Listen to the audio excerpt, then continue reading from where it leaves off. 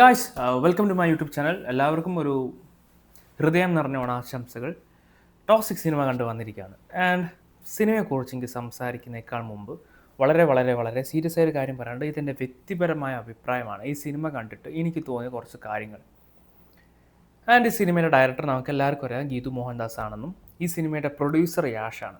And ഈ cinema എഴുതാൻ സഹായിച്ചതും യാഷാണ്. എന്ന് വെച്ചാൽ ഇത് എല്ലാ ബ്ലെയിമും നമുക്ക് ഗീതു മോഹൻദാസിൻ്റെ തലയിൽ മാത്രം വെച്ചു കൊടുക്കാൻ പറ്റത്തില്ല, ഈ പുള്ളീൻ്റെ തലയിലും വെക്കണം. ഈ പുള്ളിയും മൂപ്പത്തിയും കൂടിയാണ് സിനിമ എഴുതിയത്.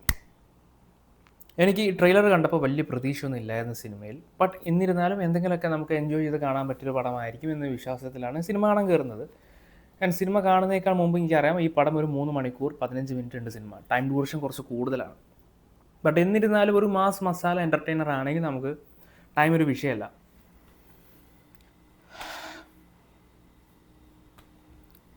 ഈ സിനിമയുടെ ഏറ്റവും വലിയ പോരായ്മ ഇതിൻ്റെ സ്ക്രിപ്റ്റാണ്.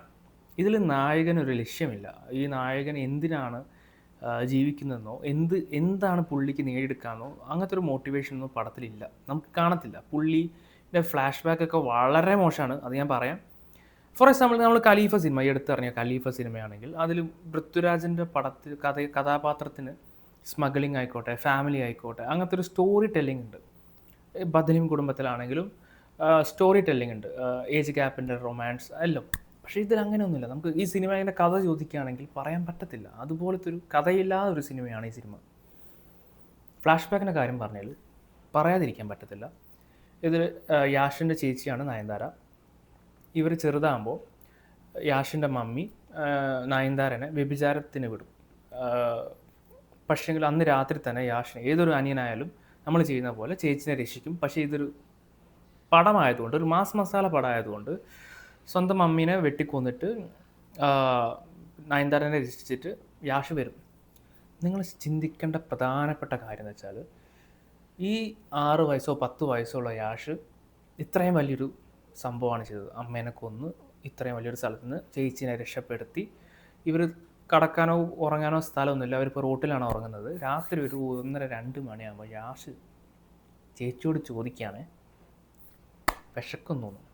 ആ പിഞ്ചു പൈതൽ വിശക്കുമെന്ന് ചോദിച്ചപ്പം നയൻതാര എന്താ ചെയ്യുന്നറിയോ?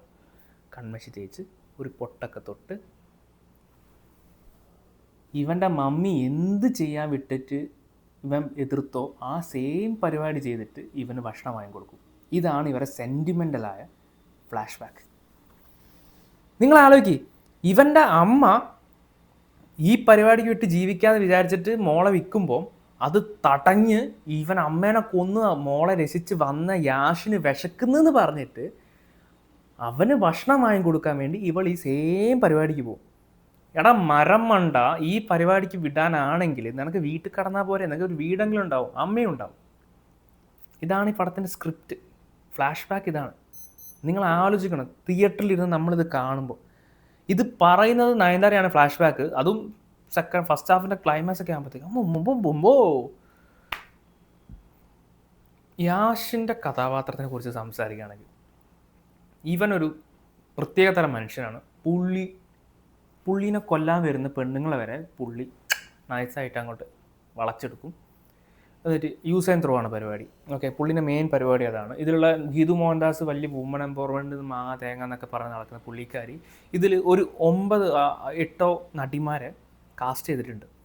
ആൻഡ് ഞാൻ വിചാരിച്ചു ഇവരൊക്കെ ചുറ്റിലും ക്യാരക്ടേഴ്സ് അയക്കുന്നത്. ഇവരൊക്കെ യാഷിന് വേണ്ടിയിട്ടുള്ള ക്യാരക്ടേഴ്സ്.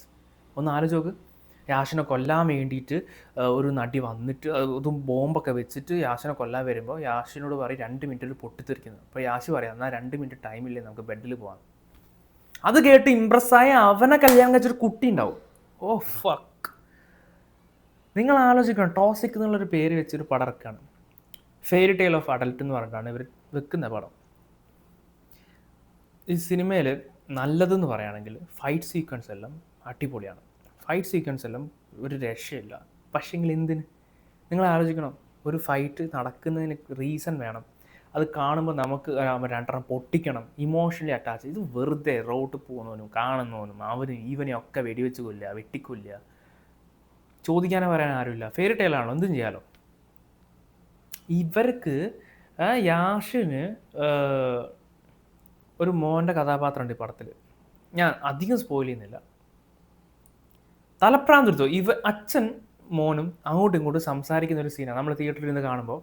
മോനാണ് ഭ്രാന്ത് പോലെ സംസാരിക്കുക. അതെന്ന് വെച്ചാൽ ഞാനിപ്പോൾ സംസാരിക്കുന്ന പോലെയൊന്നുമല്ല, ഭ്രാന്തൻ സംസാരം. അത് കേട്ടിട്ട് അച്ഛന് ഭ്രാന്തായിട്ട് അച്ഛൻ ഷടപ്പ് ഷടപ്പ് ഷടപ്പ് എന്ന് പറയും. ഇവൻ ഇന്നാലും നിർത്തൂല. ഇവരെ രണ്ടാളും ചലച്ചിൽ കേട്ട് നമ്മൾ ഇവിടുന്ന് ഷടപ്പ് എന്ന് പറയുന്ന രീതിയിൽ ഗീതു മോഹൻദാസിൻ്റെ ഡയറക്ടർ ബ്രില്യൻസ്.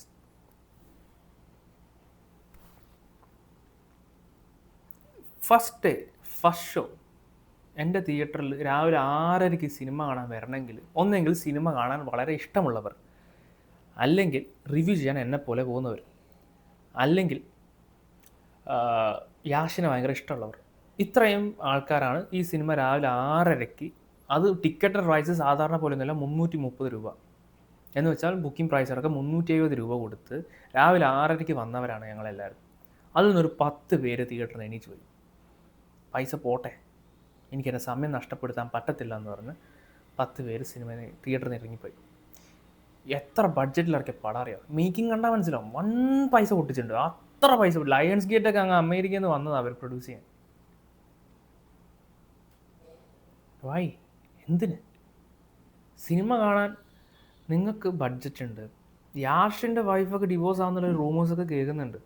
പുള്ളി ഈ കഥ എഴുതുമ്പോൾ പുള്ളിയാണോ കഥയിൽ? പുള്ളി എഴുതിയതാന്ന് തന്നെ നമുക്ക്, ഞാൻ ഞെട്ടിപ്പോയി കേട്ടപ്പോൾ പുള്ളിയാണ് കഥ എഴുതിയത്. പുള്ളി നമ്മൾ വെറുത്തു പോവും. അതുപോലെ അഭിനയിച്ച് വെറുപ്പിക്കുന്നുണ്ട് ഇവർ എല്ലാവരും. ഇതിലെല്ലാവരും അഭിനയിച്ച് വെറുപ്പിക്കുന്നുണ്ട്. ഒരാളും മര്യാദയ്ക്ക് അഭിനയിക്കുന്നില്ല. ഒരാൾ. എൻ്റെ കിളി പോയിരിക്കുകയാണ് ഞാൻ ഇങ്ങനെയൊന്നുമല്ല സംസാരിക്കുന്നത്. സാധാരണ റിവ്യൂ ഒന്നും ഞാൻ അങ്ങനെയൊന്നും റിവ്യൂ പറയാറില്ല. ഇത്ര 6 മിനിറ്റ് എന്തോ ആയി. ഇതുപോലെ ഞാൻ റിവ്യൂ പറയാറില്ല. പെട്ടെന്ന് പറഞ്ഞിട്ട് സിനിമ കണ്ടാൽ ഇഷ്ടപ്പെട്ടില്ല എന്ന് പറഞ്ഞ് പോകും. ഗീതു മോഹൻദാസിനോടൊന്നും എനിക്ക് യാതൊരു വ്യക്തിപരമായ എനിക്ക് പുള്ളിക്കാരനെ അറിയുകയില്ല. എനിക്ക് സിനിമ കാണുന്നതിനേക്കാൾ മുമ്പ് ഈ പടം പൊട്ടുകയാണെങ്കിൽ ഗീതു മോഹൻദാസിൻ്റെ തലക്കിടാന്ന് വിചാരിച്ചിരിക്കുക. പക്ഷേങ്കിൽ ഇത് യാഷിനും കൂടി പറയാതിരിക്കാൻ വയ്യ. പുള്ളിയാണ് പ്രൊഡ്യൂസർ, പുള്ളിയാണ് കഥ എഴുതിയത്. ഗീതു മോഹൻദാസിന് പിന്നെ വേറെ വഴിയില്ല. എന്തോ എത്ര നടിമാരാടാ. നടിമാരൊക്കെ നമുക്ക് ഭ്രാന്തായി ഇപ്പോൾ പടം കാണുമ്പോൾ. നിങ്ങൾക്ക് താല്പര്യമില്ലെങ്കിൽ ദയവ് ചെയ്ത് തിയേറ്ററിൽ പോയി കാണണ്ട. എനിക്ക് എത്ര പറയാനുള്ളൂ. നിങ്ങളുടെ ഒരു 3.5 മണിക്കൂർ പോകും. ഒരു വസ്തുനും കൊള്ളാത്ത cinema. Trust me guys. If you are listening with any other language people are listening this, if Kannada people is listening this, Tamil people is listening this, I want to say you this, the movie is piece of shit. Please don't encourage this kind of movies, or they will make this kind of movie again and again.